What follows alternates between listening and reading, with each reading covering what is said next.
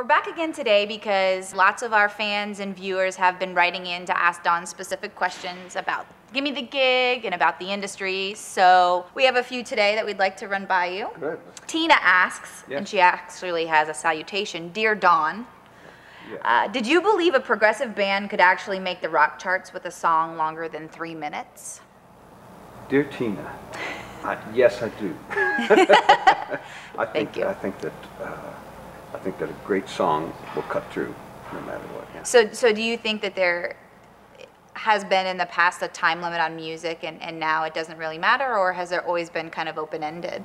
There have always been time limits.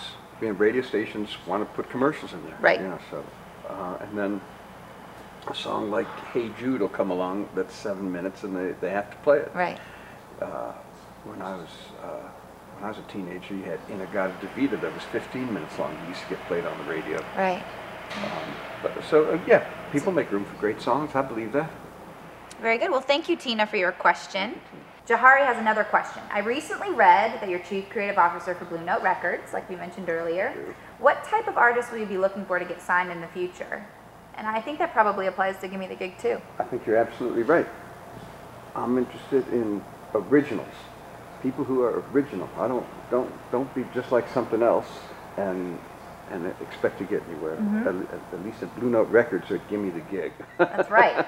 We're looking for people who you can't compare to anyone else. Like I'm interested in artists who blow your mind. And that's not easy to do because there's so many talented people out there.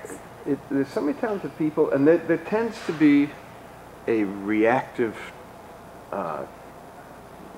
mentality to the music business a little bit, which is if Lady Gaga works, give me something like Lady Gaga. Right. Give me a new Lady Gaga. Right, right. The comparison, and that makes sense. But yeah, then you but it's very short term. That's the new Lady Gaga never works out quite like the original. Did, you know?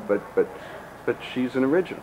Right. There's nobody like her. No. And right down the line, in all kinds of music. In jazz, there was no one like Miles Davis, and he changed what he did 2 or 3 times. He changed the face of jazz music. Bob Dylan changed the face of rock and roll 2 or 3 times. Right. And those are the people you get excited about. That's a great question, Jahari. Thank you very much. Well done, Jahari. And we actually answered a question from somebody else.